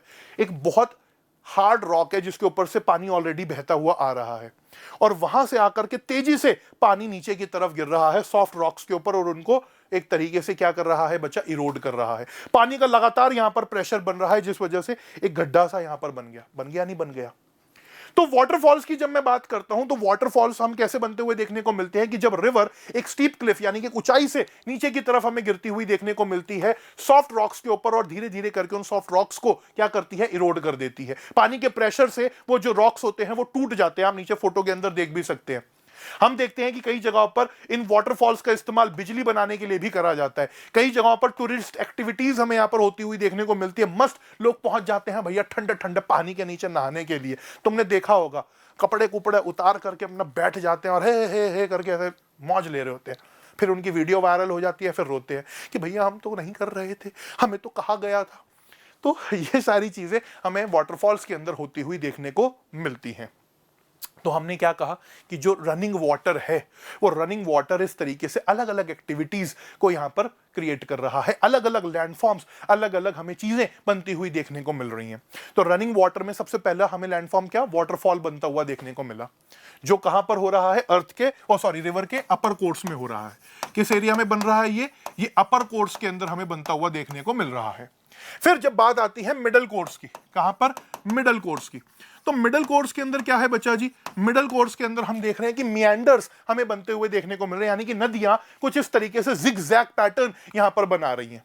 क्या होता है कि ये जो नदी है ये कर्व्स ले लेती हैं। क्यों? ये नदी अपने साथ बहुत ज्यादा मटेरियल लेकर के आती है, बहुत ज्यादा मिट्टी, बहुत ज्यादा सेडिमेंट्स लेकर के आती है जिसको इसने इरोड करा होता है। एक टाइम पर आकर के सारा का सारा सामान जो लाई होती है उसको डिपॉजिट कर देती है अपने साथ। तो इस तरीके से देखो मिट्टी बहती हुई आ रही थी, इसने क्या करा? आसपास के एरियाज को काटा, फिर उस सामान को ला करके विद द टाइम डिपॉजिट कर दिया, जिस वजह से क्या है हमें यहां पर प्लेन्स वगैरह बनते हुए देखने को मिले। और नदी की ये जो जिगजैग शेप होती है, ये जो कर्व्स होते हैं नदी के, इन्हें क्या कहा जाता है? इन्हें मियांडर्स कहा जाता है। क्या बोला जाता है? इन्हें मियांडर्स कहा जाता है। और यहां पर इन नदी के आसपास के इलाकों में हम क्या देखते हैं कि जो लैंड होती है वो बहुत ज्यादा फर्टाइल होती है, जो एग्रीकल्चर के पॉइंट ऑफ व्यू से, लोगों के रहने के पॉइंट ऑफ व्यू से, खास तौर पर नेविगेशन यानी कि बोटिंग वगैरह के लिए, इरिगेशन वगैरह के लिए काफी ज्यादा हेल्पफुल होती है। अगर आप तमिलनाडु की बात करें तो तमिलनाडु के अंदर आपको द ग्रैंड अनिकट देखने को मिलता है, जो कल्लानई के अंदर, जो कि यहां पर एक बहुत ही बेटर इरिगेशन सिस्टम है, वो इसी वजह से बना हुआ है। तो ये सारी चीजें हमें यहां पर कुछ इस तरीके से काम करती हुई बच्चा जी क्या है? देखने को मिलती हैं। तो ये हो गए मियांडर्स जो हमें रिवर के कहां देखने को मिल रहे हैं? मिडल कोर्स के अंदर देखने को मिल रहे हैं। फिर फाइनली आ जाता है रिवर्स का कौन सा? Lower course. लोअर कोर्स की जब मैं बच्चा यहां पर बात करता हूं तो मैं क्या देखता हूं कि लोअर कोर्स के अंदर मुझे डेल्टा बनते हुए देखने को मिल रहे हैं। यानी कि नदियां जो अपने साथ पीछे से लगातार सामान लेकर के आ रही थी, अब नदी जब आकर के सी में या ओशन के अंदर मिल रही है तो क्या हो रहा है कि वो जो भी सामान लेकर के आ रही थी उसने सब छोड़ दिया। भाई ऐसा ही होता है ना। समझो आप, जो रिवर है, जो उसके तीन कोर्स की हमने बात करी, अपर कोर्स, मिडिल कोर्स और लोअर कोर्स की, तो हम ह्यूमंस की एज की तरीके से है। जब हम लोग जवान होते हैं, यानी कि जब हम अपने अपर कोर्स में होते हैं, तो आ जाओ कोई भी मार देंगे, पीट देंगे। कॉलेज के समय पर यही तो करते हैं बच्चे। खून एकदम गर्म होता है, तो नदी का खून भी गर्म होता है, पहाड़ों तक को तोड़ देती है, मतलब ऊंचाई से गिर रही है भैया, वाटरफॉल बना रही है। फिर क्या हुआ? थोड़ी सी बड़ी हुई, मैच्योर हुई, कहने लगी नहीं भैया, धीरे धीरे करके मोह माया त्यागना शुरू करा। फिर एकदम बुढ़ापा आ गया लोअर कोर्स में, कह रही थी क्या लेकर आए हैं, क्या लेकर के जाएंगे, जो था सब छोड़ दिया, डेल्टा बना दिया। तो हम देखते हैं कि जब बात आती है गंगा रिवर की, तो गंगा और ब्रह्मपुत्र रिवर का हमें सुंदरबन डेल्टा बनता हुआ देखने को मिलता है, जो वर्ल्ड का मोस्ट इंपॉर्टेंट डेल्टा है। यहां पर क्या होता है कि नदी अपने साथ जो भी लेकर के आती है वो सब डिपॉजिट कर देती है, और इस तरीके से हमें एक आप मान करके चलो कि इस तरीके का शेप यहां पर बनता हुआ देखने को मिलता है। इस एरिया में बहुत ज्यादा फ्लडिंग के चांसेस होते हैं, ये रीजन बहुत ज्यादा फर्टाइल होता है। सुंदरबन डेल्टा की बात करें तो यहां पर बहुत बड़े लेवल पर राइस और जूट का कल्टीवेशन हमें होता हुआ देखने को मिलता है, आसपास बहुत सारे लोग हमें रहते हुए देखने को मिलते हैं। तो ये सारी चीजें हमें यहां पर रनिंग वाटर के केस में देखने को मिलती हैं। तो जब बात आई रनिंग वाटर की और उससे लैंड फॉर्म्स के फॉर्मेशन की, या अर्थ सरफेस या अर्थ स्ट्रक्चर के अंदर चेंजेस की, तो हमने क्या कहा कि अपर कोर्स के अंदर रिवर क्या कर रही है, रिवर जो है यहां पर वी शेप्ड वैलीज बना रही है, रिवर वाटरफॉल्स बना रही है, जिसको हमने देखा। मिडिल कोर्स के अंदर आकर के मिएंडर्स की बात करी, और फाइनली लोअर कोर्स के अंदर आकर के हमने डेल्टा को यहां पर देखा, डेल्टा को हमने समझा कैसे यहां पर चीजें बनती हुई हमें देखने को मिली। अब रनिंग वाटर के बाद दूसरे नंबर पर आ जाता है हमारा कोस्टल एरियाज, जिसके अंदर हम वेव्स और करंट्स की अब बात करेंगे। यहां तक आपका कोई भी डाउट है, कोई भी प्रॉब्लम है, आप आराम से कमेंट्स के अंदर अपना डाउट, अपनी प्रॉब्लम मेरे से शेयर कर सकते हो।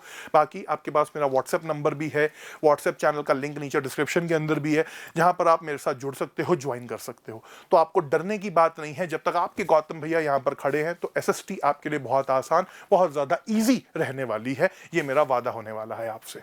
ठीक है जी।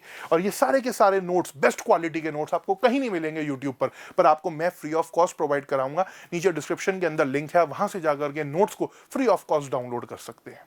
अब आगे चलते हैं, वेव्स और करंट्स को एक बार देख लेते हैं। देखो क्या है, जो हमारे कोस्टल एरियाज है, यानी कि वो इलाके जो नदियों के पास है, वहां पर हम क्या देखते हैं कि वहां पर समुद्र के अंदर जो लहरें आती हैं, वेव्स आती हैं, इनसे क्या होता है, इनसे भी हमें डिपोजिशन और इरोजन होता हुआ देखने को मिलता है। देखिए क्या हुआ भाई, अब मान करके चलो कि एक एरिया है, यहां पर एक बहुत बड़ा सा पत्थर था फोर्स है, ठीक है। अब ये पत्थर के ऊपर लगातार पानी आकर के टकरा रहा है, वेव्स आकर के टकरा रही है, क्या होगा, विद द टाइम टूट जाएगा, बेचारा कहेगा कि बस भैया हमसे अब और बर्दाश्त नहीं हो रहा, दैट्स इट। तो जब बात आती है यहां पर वेव्स और करंट की, तो हम क्या देखते हैं, बीचेस। बीचेस कैसे बनी, ये जो समुद्र है ये अपने साथ जो सेडिमेंट्स यानी कि मिट्टी को लेकर के आया, उस मिट्टी के डिपोजिशन से क्या हुआ, यहां पर हमें बीचेस बनती हुई देखने को मिली। यानी कि समुद्र के अंदर जो वेव्स, जो लहरें आई, वो अपने साथ काफी सारी मिट्टी वगैरह लेकर के आई, जिस वजह से यहां पर हमें बीचेस फॉर्म होती हुई देखने को मिली। अब ये बीचेस क्या है, ये बहुत इंपॉर्टेंट है टूरिज्म के पॉइंट ऑफ व्यू से, फिशिंग के पॉइंट ऑफ व्यू से, हर तरीके से बहुत इंपॉर्टेंट हो जाती हैं, है कि नहीं। आपने देखा होगा गोवा के अंदर, मुंबई के अंदर, जितने भी कोस्टल एरियाज हैं, वहां पर लोग बहुत ज्यादा बीचेस को एंजॉय करते हैं। क्या हो रहा है, ये वेव्स जो है अपने साथ मिट्टी लेकर के आ रही हैं। जब ये मिट्टी आई तो ये यहां तक अगर पानी पहुंचा तो उसने मिट्टी को ला करके यहां क्या कर दिया, डिपॉजिट कर दिया। इस तरीके से यहां पानी ने आकर के अपने साथ मिट्टी को डिपॉजिट कर दिया, और विद द टाइम धीरे धीरे करके बीच हमें यहां पर बनती हुई देखने को मिली। इसी के अलावा जब बात आती है यहां पर वेव्स के अंदर, जब भाई जो हमारा ओशंस के आसपास का रीजन है, वहां पर चट्टाने भी हैं, पत्थर भी हैं, तो वहां पर क्या होता है, लगातार पानी के प्रेशर से क्लिफ्स हमें बन जाती देखते को मिलती है। यानी क्या है, एक बहुत बड़ी सी चट्टान थी, बहुत बड़ा सा हाई एरिया था, पानी उसके ऊपर लगातार आकर के गिरा, तो यहां पर क्या है, इस तरीके से क्लिफ बन गई, वो पत्थर को उसने तोड़ दिया, है ना, एक बहुत हाई एरिया है। उसके बाद हम क्या देखते हैं कि वेव कट प्लेटफॉर्म्स हमें देखने को मिलते हैं। चट्टान थी, पत्थर था, उसके बाद लगातार आ करके क्या हुआ, फ्लैट सरफेस के ऊपर पानी गिरता रहा, तो इस तरीके का स्ट्रक्चर बन गया। हमें कई जगहों पर केव्स बनती देखने को मिलती हैं। बहुत बड़ा सा यहां पर पत्थर था, उस पत्थर के ऊपर क्या हुआ, बार बार आकर के पानी लगता रहा, जिस वजह से कुछ हजारों साल बाद उसने रास्ता ही बना दिया बीच में से। आप लोगों ने देखा होगा कि थाईलैंड के अंदर, बैंकॉक वाले रीजन में, फुकेट के आसपास वाले इलाके में बहुत सुंदर सुंदर केव्स आपको देखने को मिलती हैं। देन उसके बाद कई जगहों पर क्या है, आर्चेस हमें बनती हुई देखने को मिली, आर्क्स हमें बनती हुई देखने को मिली।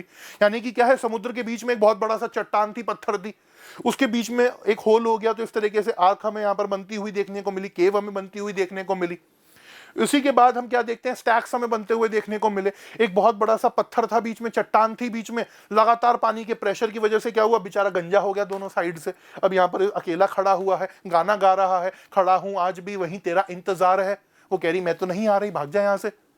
तो ये सारी चीजें हमें बनती हुई देखने को मिली। तो क्या हो रहा है, ये जो पानी है, इसका जो प्रेशर है, ये लगातार इस तरीके से अलग अलग लैंडफॉर्म्स यहां पर हमें बनती हुई वेव से देखने को मिल रही हैं। तो जब बात आती है बच्चा जी वेव्स और करंट की, तो हमने क्या देखा कि कोस्टल एरियाज के अंदर वेव्स और करंट से हमें बीचेस बनती हुई देखने को मिली, हमें यहां पर कोस्टल एरियाज के अंदर अलग अलग लैंडफॉर्म्स यहां पर बनते हुए देखने को मिले, जिनको हमने यहां पर अभी डिस्कस करा आपके साथ। तो रनिंग वाटर के बाद, वेव्स और ओशन करंट्स को पढ़ने के बाद, अब फाइनली बारी आती है ग्लेशियर्स की। ग्लेशियर्स हमें कहां देखने को मिलते हैं? ग्लेशियर्स क्या होते हैं? बेसिकली ग्लेशियर्स होते हैं जो बर्फ हमारी पिघली हुई है, किधर? माउंटेन्स के अंदर। तो जब मैं इन ग्लेशियर्स की बात करता हूं बच्चा जी, तो मैं क्या देखता हूं कि ग्लेशियर्स के पिघलने की, मतलब ग्लेशियर्स के जमा होने की वजह से हमें यू शेप्ड वैली, किर्क्स, साथ ही साथ अरितीज या हैंगिंग वैलीज या यॉर्ड्स देखने को मिलते हैं। अब ये कैसे बनते हैं? तो देखो, यू शेप्ड वैली क्या है? यू शेप्ड वैली क्या हो रहा है कि भाई यहां पर एक टाइम पर बहुत बड़ा ग्लेशियर था। क्या था? बहुत बड़ा ग्लेशियर। उस ग्लेशियर की वजह से क्या हुआ, यहां पर पूरे में क्या था? बर्फ पिघली, बर्फ जमी पड़ी थी, ग्लेशियर बना हुआ था। विद द टाइम जैसे जैसे ये ग्लेशियर यहां पर क्या हुआ, पिघलता चला गया, तो यहां पर ये एक वैली हमें बनती हुई देखने को मिली, यू शेप की। देख रहे हो कैसे यू शेप की वैली बन रही है।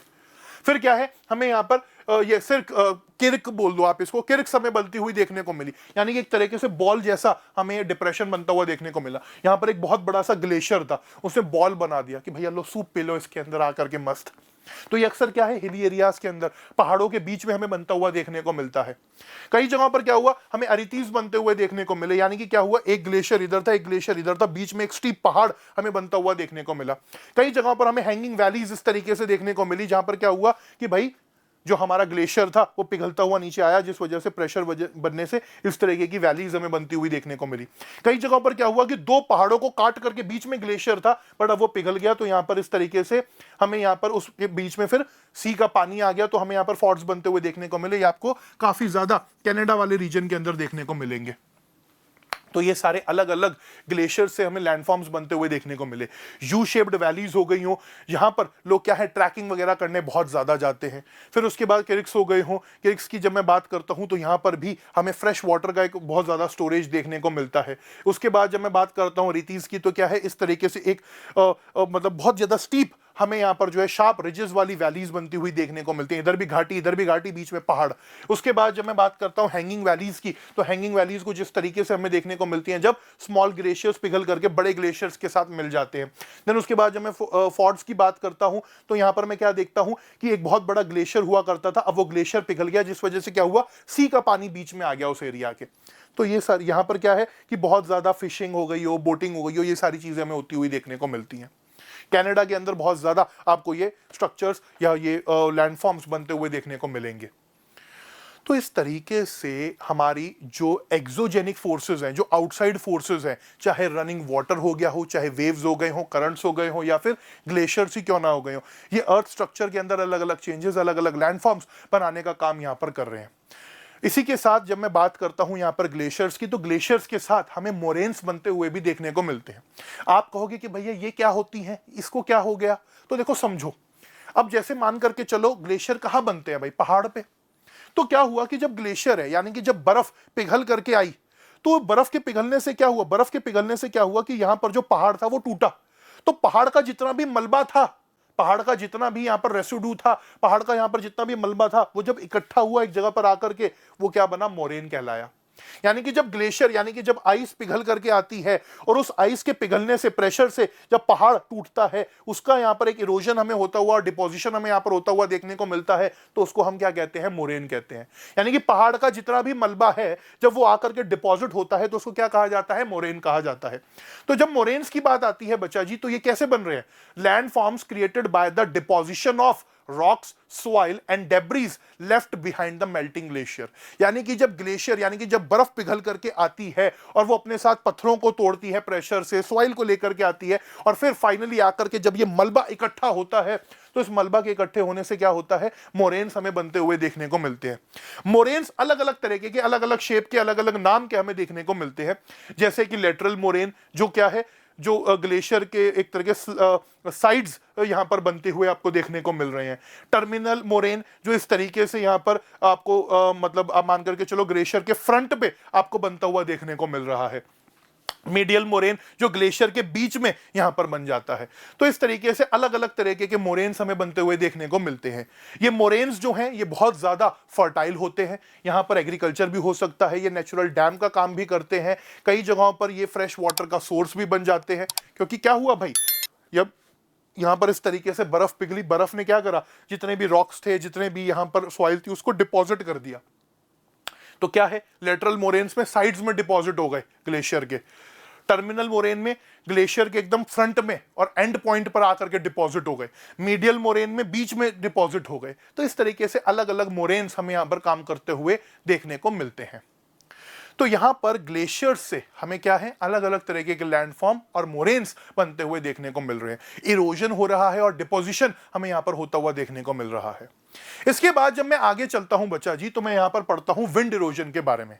तो देखो, शुरुआत में सबसे पहले हमने रनिंग वाटर इरोजन के बारे में पढ़ा, रिवर्स के बारे में देखा। उसके बाद बच्चा जी हमने किस बारे में पढ़ा, उसके बाद हम लोगों ने जो है कोस्टल एरियाज के अंदर वेव्स और करंट्स की बात करी।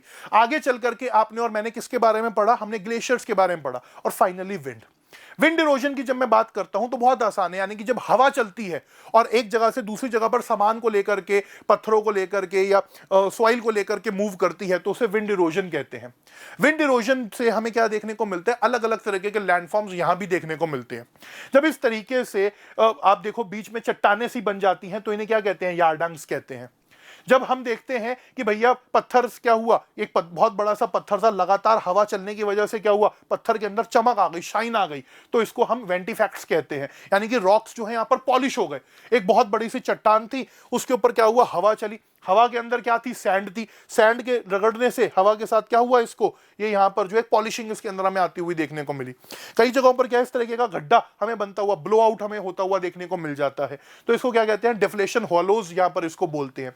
कई जगहों पर हम क्या देखते हैं कि डेजर्ट्स के अंदर बहुत सारे पत्थर इकट्ठे यहां पर जो जमा हो जाते हैं, तो इनको डेजर्ट पेवमेंट्स बोलते हैं। तो हवाएं जब इरोजन करती हैं तो अलग अलग तरीके के लैंडफॉर्म्स यहां पर बनाती हैं। सिमिलरली जब बात आती है लास्ट में अंडरग्राउंड वाटर की, तो देखो हमारे अर्थ के अंदर जो पानी है, यानी कि जो अंडरग्राउंड वाटर है, ये भी इरोजन का काम कर रहा है। क्यों? क्योंकि इस अंडरग्राउंड वाटर के अंदर भी क्या है, अलग अलग एलिमेंट्स हैं, अलग अलग केमिकल्स हैं, एसिड्स हैं। यहां पर हम इसको क्या कहते हैं, कास्ट टोपोग्राफी बोलते हैं। यानी कि जो हमारा अंडरग्राउंड वाटर है, जब वो केमिकल वेदरिंग करता है, यानी कि वो हमारी चट्टानों को और बाकी सारे जितने भी सॉल्यूबल हमारे रॉक्स हैं उनके साथ जब रिएक्ट करता है, तो यहां पर अलग अलग लैंडफॉर्म्स हमें बनते हुए देखने को मिलते हैं। यानी कि क्या हो रहा है कि जो भी हमारे सॉल्यूबल रॉक्स हैं, जैसे कि लाइमस्टोन हो गया हो, जिप्सम हो गया हो, तो ये जो हमारे रॉक्स हैं, ये ऐसे रॉक्स हैं जो पानी के साथ जब कांटेक्ट इनका होता है, तो यहां पर हमें केमिकल वेदरिंग होती हुई देखने को मिलती है, जिस वजह से वो पत्थर हमें मतलब एक तरीके से आप मान करके चलो कि टूटते हुए, बिखरते हुए हमें देखने को मिलते हैं, घुलते हुए हमें देखने को मिलते हैं। तो अलग अलग तरीके के लैंडफॉर्म्स यहां पर बन जाते हैं। जैसे एग्जांपल के तौर पर अगर मैं बात करूं अंडरग्राउंड रिवर्स की, तो आपको थाईलैंड के अंदर ये बहुत ज्यादा कई जगहों पर देखने को मिलेंगे। आपने देखा होगा जो रील्स वगैरह आती है, देखा है नहीं देखा, मुझे कमेंट्स के अंदर बताना। इस तरीके से केव्स बन जाती हैं अंदर। सिमिलरली हम क्या देखते हैं कि जब पानी के अंदर एसिड होता है, तो जब वो एसिड इन पत्थरों के साथ जब रिएक्ट करता है, तो केमिकल वेदरिंग्स की वजह से अंडरग्राउंड केव्स हमें यहाँ पर बनती हुई देखने को मिल जाती है। हमें कई जगहों पर इस तरीके से ये चोटियां टाइप बनती हुई देखने को मिल जाती हैं, आइस शेप्ड, जैसे कि पानी पिघल रहा हो। इनको क्या बोलते हैं, इनको स्टैलेक्टाइट्स बोलते हैं। कई जगहों पर हमें क्या है, नीचे से खड़े हुए वे मतलब रॉक्स देखने को मिल जाते हैं चोटियों के फॉर्म में। ये ऊपर से आ रहे हैं या नीचे से आ रहे हैं, इनको क्या बोलते हैं, स्टैगमाइट्स बोलते हैं। कई जगहों पर क्या है, इस तरीके से यहाँ पर सिंक होल, गड्ढे बन जाते हैं, जिनको हम डोलाइन्स या सिंक होल्स कहते हैं। तो ये सारी चीजें हमें यहाँ पर अंडरग्राउंड वाटर की वजह से होती हुई देखने को मिल रही है, जिसे कास्ट टोपोग्राफी कहा जाता है। तो कुल मिलाकर के यहाँ पर अगर हम देखें तो अलग अलग तरीके से हमने लैंडफॉर्म्स का फॉर्मेशन यहाँ पर होता हुआ देखने को मिला। सबसे पहले रनिंग वाटर से हमने देखा कि रिवर्स कैसे कैसे अलग अलग लैंडफॉर्म्स बना रहे हैं। उसके बाद वेव्स और करंट्स के साथ हमने देखा कि कैसे कोस्टल एरियाज के अंदर लैंडफॉर्म्स बन रहे हैं, बीचेस बन रही हैं, ओशन करंट्स के वजह से ओशंस के बीच में अलग अलग फॉर्मेशंस हो रही हैं। उसके बाद हमने विंड इरोजन की बात करी, हमने आगे चल करके अंडरग्राउंड वाटर के इरोजन को देखा, ग्लेशियर इरोजन को हमने समझा। तो ये सारे अलग अलग तरीके के इरोजन्स बच्चा जी अभी तक हमने यहाँ पर पढ़े। तो अभी तक के चैप्टर की जब मैं बात करता हूं तो हमने यहां पर काफी सारी चीजों को डिस्कस करा, जिसमें सबसे पहले हमने इनसाइड फोर्सेस से प्लेट टेक्टोनिक्स की बात करी, आउटसाइड फोर्सेस के अंदर हमने वेदरिंग को पढ़ा जिसमें फिजिकल, केमिकल और बायोलॉजिकल वेदरिंग को देखा, साथ ही साथ इरोजन के अंदर हमने अलग अलग इरोजन्स की बात करी। अब आगे चलेंगे और यहां पर हम बात करेंगे लैंडफॉर्म एंड डिजास्टर्स की। तो देखो ये जो अलग अलग लैंडफॉर्म्स बन रहे हैं, इनसे डिजास्टर्स, इनसे चैलेंजेस भी हमें देखने को मिल रहे हैं। कई जगहों पर हमें लैंडस्लाइड होती हुई देखने को मिलती है। आपने देखा होगा, आप हिली एरियाज के अंदर चले जाओ, आप ऐसे एरियाज के अंदर चले जाओ जहां पर बहुत ज्यादा बारिश हो रही है, वहां पर क्या होगा, अर्थक्वेक के आने की वजह से, हैवी रेनफॉल के आने की वजह से क्या हुआ, वहां पर जो है लैंडस्लाइड्स वगैरह हमें होती हुई बनती हुई देखने को मिली, जिस वजह से क्या है, लोगों का बहुत ज्यादा नुकसान हुआ। कुछ हम ह्यूमन की एक्टिविटीज की जब बात करते हैं तो क्या होता है, हम ह्यूमंस ने क्या करा, बहुत बड़े लेवल पर डिफॉरेस्टेशन करा, पेड़ काट दिए। हम लोगों ने कंस्ट्रक्शन एक्टिविटीज करी, हमने वहां भी रोड्स, हाईवेज बना दिए जहां जरूरत नहीं थी। नेचर के साथ हमने छेड़छाड़ करी, बहुत बड़े लेवल पर हमने माइनिंग करी। तो जब हम ये सारी चीजें करते हैं तो नेचर के अंदर डिस्टर्बेंसेस जब होती हैं तो उससे लैंडस्लाइड्स वगैरह हमें होती हुई देखने को मिलती है। और आप सब जानते हो कि जब लैंडस्लाइड्स वगैरह हमें होती हुई देखने को मिलती है तो इसको ह्यूमंस को काफी ज्यादा लॉस यहां पर होता है। तो चाहे हम बात करें आम नागरिक की, चाहे गवर्नमेंट की, बहुत ज्यादा नुकसान हमें इस टाइम पर होता हुआ देखने को मिलता है। लैंडस्लाइड्स के बाद बचा जी, हम जब हिली एरियाज की बात करते हैं तो हिली एरियाज के अंदर क्या है, एवलांचेस हमें आते हुए देखने को मिलते हैं, बर्फ के तूफान हमें आते हुए देखने को मिलते हैं। यानी कि जब हैवी स्नोफॉल आता है और हैवी स्नोफॉल के साथ हमें चेंजेस होते हुए देखने को मिलते हैं। मान करके चलो कि बहुत बड़ा पहाड़ है, बहुत ज्यादा बर्फ उसके ऊपर इकट्ठी हो रखी है, टेम्परेचर बहुत ज्यादा बढ़ गया, पिघल गई बर्फ। बर्फ के पिघलने से क्या हुआ, बहुत तेजी से हवाएं चली, हवाओं के साथ क्या हुआ कि यहां पर जो है हमें बर्फ के तूफान आते हुए देखने को मिले।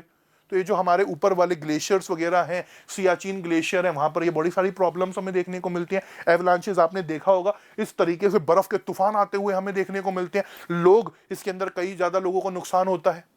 तो ये सब चीजें हमें होती हुई देखने को मिलती हैं। सिमिलरली हमें ग्लोव्स यानी कि ग्लेशियर लेक आउटबर्स्ट फ्लड्स आती हुई देखने को मिलती हैं। ये किन एरियाज में होती है, नाम से ही पता लग रहा है कि जहां पर ग्लेशियर्स होते हैं, तो ग्लेशियर्स के अंदर जो लेक यानी कि ग्लेशियर्स जो पानी पिघल रहा है, और जब वो पानी बहुत ज्यादा तेजी से बहता है तो फ्लड्स आ जाती है। भाई ग्लेशियर्स क्या है, ग्लेशियर्स बर्फ है, जमा हुआ पानी है। तो जब टेम्परेचर बढ़ता है तो ग्लेशियर्स क्या है, पिघलते हैं। ग्लेशियर्स जब पिघलते हैं तो क्या होता है, बहुत ज्यादा पानी इकट्ठा हो जाता है। एक टाइम पर क्या होता है कि यहां पर प्रेशर इतना ज्यादा क्रिएट हो जाता है कि जो चीज उस पानी को रोक रही थी वो टूट जाती है, और जब वो टूटती है तो पानी बहुत तेजी के साथ बह करके आता है। तो ये अक्सर हमें हिली एरियाज के अंदर देखने को मिलता है जब बाढ़ वगैरह आ जाती है। तो ये चैलेंजेस हमें होते हुए देखने को मिलते हैं। मान लो कोई लैंडस्लाइड आ गई, कुछ हो गया, तो ग्लेशियर लेक आउटबर्स्ट हमें होती हुई देखने को मिलते हैं। फ्लड्स इससे आते हुए हमें देखने को मिलते हैं, लोगों को काफी ज्यादा नुकसान इससे हमें होता हुआ देखने को मिलता है। जब बात आती है डेजर्ट्स की, हमें वहां पर डस्ट स्टॉर्म्स आते हुए देखने को मिलते हैं। डेजर्ट्स के अंदर क्या होता है, बहुत तेजी से जब हवाएं चलती हैं तो इस तरीके से हवाओं के चलने की वजह से क्या होता है कि जो लूज ड्राई विंड होती है वो एक जगह से दूसरी जगह पर जाती है। आपने अभी देखा होगा, कुछ दिन पहले एक वीडियो वायरल हो रहा था, कहां का, बीकानेर का। मुझे जल्दी से कमेंट्स के अंदर बताना, अभी तुम लोगों ने कुछ दिन पहले इंस्टाग्राम पर देखा होगा कि बीकानेर यानी कि राजस्थान के कुछ हिस्सों में इस तरीके से तूफान आया रेत का, लोगों को कुछ दिख ही नहीं रहा था।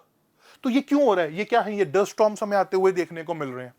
तो ये जो अलग अलग लैंडफॉर्म्स हमें यहां पर बनते हुए देखने को मिले, इन लैंडफॉर्म्स के साथ डिजास्टर्स भी आ रहे हैं। तो हिली एरियाज के अंदर ग्लेशियर लेक्स जो है हमारी, वो उनका आउटबर्स्ट हो रहा है, वहां फ्लड्स आ रही हैं। डेजर्ट एरियाज के अंदर सैंडस्टॉर्म्स हमें आते हुए देखने को मिल रहे हैं। उसके बाद जब मैं बात करता हूं आपके हिली एरियाज की, वहां पर लैंडस्लाइड्स वगैरह हमें होते हुए देखने को मिल रहे हैं। तो ये सारे चैलेंजेस, ये सारी प्रॉब्लम्स हमें अलग अलग जगहों पर होती हुई देखने को मिल रही हैं। तो ये था आप लोगों का पूरा चैप्टर नंबर 2, जिसके अंदर हमने इंटीरियर ऑफ द अर्थ या स्ट्रक्चर ऑफ द अर्थ के बारे में पढ़ा। हमने देखा कि अर्थ सरफेस के ऊपर जो अलग अलग लैंडफॉर्म्स बनी वो कैसे बनी, उसमें कैसे इनसाइड और आउटसाइड फोर्सेस का रोल रहा, सारी चीजों को हमने देखा। अगर आपको ये वीडियो पसंद आया है तो आप जरूर लाइक कीजिएगा, चैनल को सब्सक्राइब कीजिएगा, अपने दोस्तों के साथ शेयर करना। ये सारे के सारे नोट्स आप फ्री ऑफ कॉस्ट डाउनलोड कर सकते हो, the link is in the description. बाकी ये मेरा इंस्टाग्राम हैंडल है, ये मेरा व्हाट्सएप कॉन्टैक्ट है, नीचे व्हाट्सएप चैनल का लिंक गिवन है, आप वहां पर मेरे साथ जरूर जुड़ें for all the updates, test series, free sample papers और भी बहुत सारी चीजें गौतम भैया आपके लिए लाने वाले हैं। तो चलिए, रात हो गई है काफी ज्यादा, 12:30 बजने को है। इस वीडियो को यहीं पर एंड करते हैं। That's all for the day. Thank you so much everyone. Gautam Lakhani signing off. जय हिंद, जय भारत, लव यू ऑल।